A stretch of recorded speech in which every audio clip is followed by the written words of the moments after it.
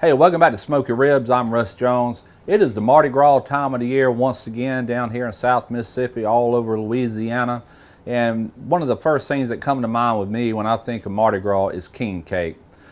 And if you go back on my videos, probably about 2 years ago, about this time, I did a king cake video. Well, what I'm doing today is kind of a king cake, but with a whole new twist. Let me tell you just a little short story. About this time last year, a history professor over in Lafayette, Louisiana, brought a recipe to a place called Twins Burgers and Sweets, and it was for a Boudin Cracklin King Cake. And they accepted, they started making these, and man, was it on then. They started getting hundreds of orders per day. They couldn't keep up with the demand. It got all over the state of Louisiana through the press, news, newspapers, magazines. The next thing you know, you got bakeries all over from Shreveport all the way through Acadiana, all the way down into New Orleans, selling these Boudin cakes. So Boudin King Cake. So that's what I'm doing today, and I'm gonna go ahead and try to just imagine what's gonna go into this, because you cannot find a recipe on it. One thing is it's too new of a recipe, and nobody's gonna give away their authentic recipe no way. So I have a pretty good idea about what to do, and I think we're gonna be successful based on a few things that I know for a fact they did. All right, so let's go ahead and get started. Let me show you how I'm gonna do it.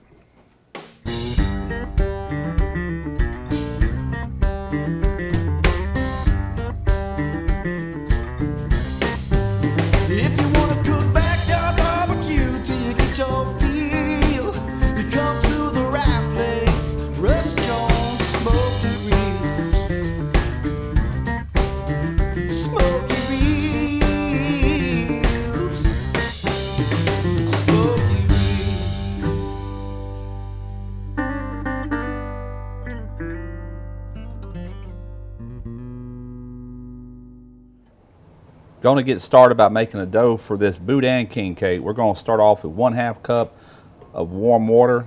This water is around 105 degrees. From there, you want to use this rapid rise yeast. This is 1 packet. Now, I'm going to add just a touch of sugar. We're going to have more sugar going into this, of course, but just a touch to help activate the yeast. We'll give this a few minutes to make sure it's going to bloom before we carry on. All right, we're starting to get a little bloom going on here. I'm going to go ahead and put this together. By the way, the rapid rise yeast normally doesn't even need to be bloomed, but I like to do it anyway just to ensure that it is good. So from here, what I got going in, 1/2 cup of warm milk. This is just plain whole milk. Got 1 egg going in.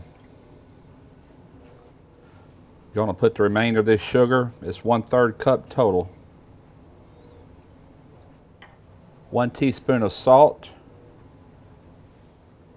Got 1/3 cup of shortening going in. This is Crisco. I've added in 2 cups of King Arthur bread flour. I will have more flour going in here in just a little bit. Let's go ahead and lock this down and get her rolling. All right, I'm gonna go ahead and add in some more flour. Let's add in about 1 cup. That's 1.5 cups in this measuring cup. Let's go in a little bit more. Let's hold with that right there.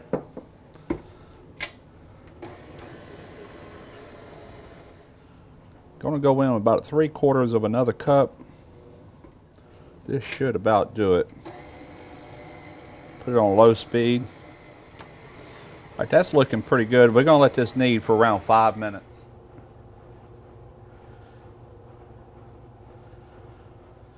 Just add just enough flour to where you can work with it. It is a little on a sticky side, a little tacky, as it's supposed to be.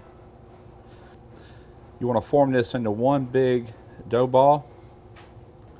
I don't take and spray a little oil in the bottom of this mixing bowl.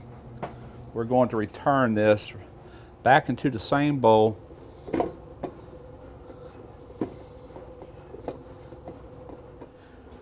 All right, I'm going to go ahead and cover this with a towel. We're going to let this rise for around an hour or however long it takes to double in size. All right, so as the title implies, Boudin and Cracklin. What I have here, these are Cracklin pellets. These are from Rudolph Foods. They sent these out to me probably about 7-8 months ago. And they're pellets. All you do is you drop them in. As soon as you drop them in, you put a weight on top of them to hold them down. These have got to be cooked in 400-degree oil or lard. It takes roughly 50 seconds to 1 minute for these to fully cook. All right, we've been going around a minute, and I do believe these are ready.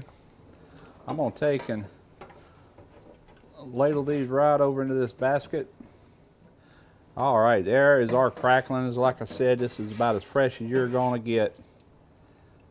Much fresh and right out of the bag, but you could use bagged cracklings for this recipe. So our dough has risen, as you can see right here. Just going to deflate this real quick. We're going to turn this out onto our floured surface.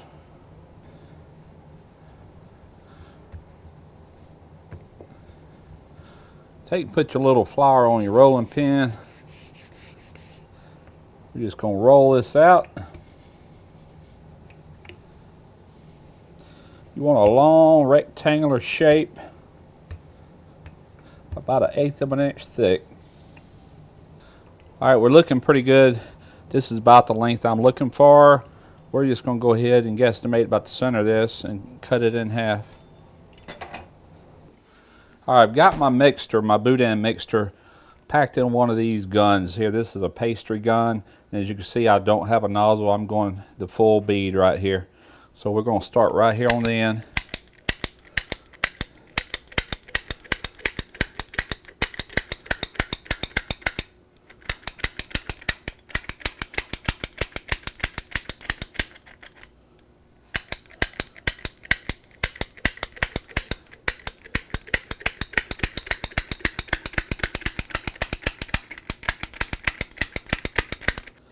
Perfect.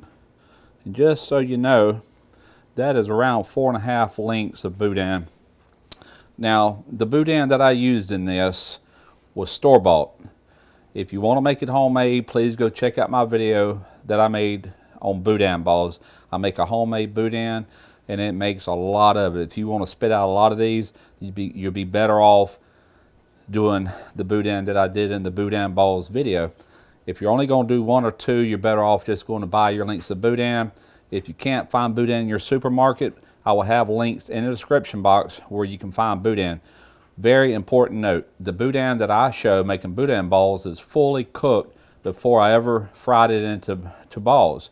Some Boudin that you get at the store is fully cooked except for the casing that it's stuffed in, and some are uncooked, such as this one. I had to parboil this Boudin for 10 minutes to cook this Boudin prior to, and you're probably asking me why do that if you're going to cook it in the oven. Well, this dough is not going to take long to brown or long to cook, and I want to make sure that all the pork is completely cooked inside this Boudin. Don't take any chances with that. All right, so this don't get much easier than that.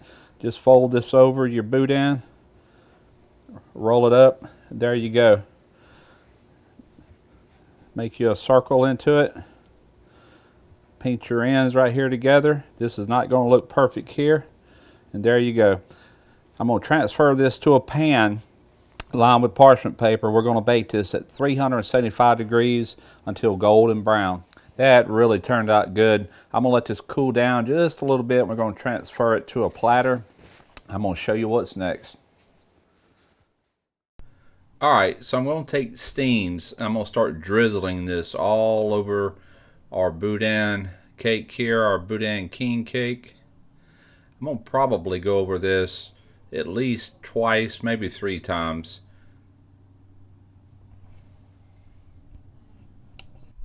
I'm going around, I'm placing these cracklings right on top, and what I'm going to do right after this is I'm going to take the steam syrup and I'm going to apply another layer just to kind of glue these down in place. All right, so let's cut a piece out of here and see what the inside looks like.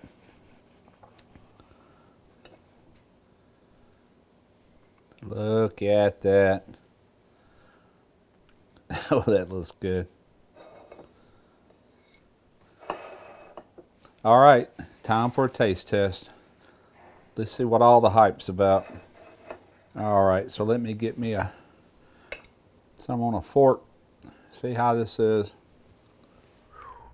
Yeah, that's really, really good. I hope you give this a try, people. If you like Boudin, you're going to love this. What a twist on king cake is all I can say. The man that thought of this is pure genius. It's exactly what I thought it would be. It's a whole lot of savory with just a touch of sweet with that steamed syrup, and those cracklings give it that extra little crunch right there on top. Excellent, excellent stuff. Hope you give it a try. Until next time, smoke your ribs.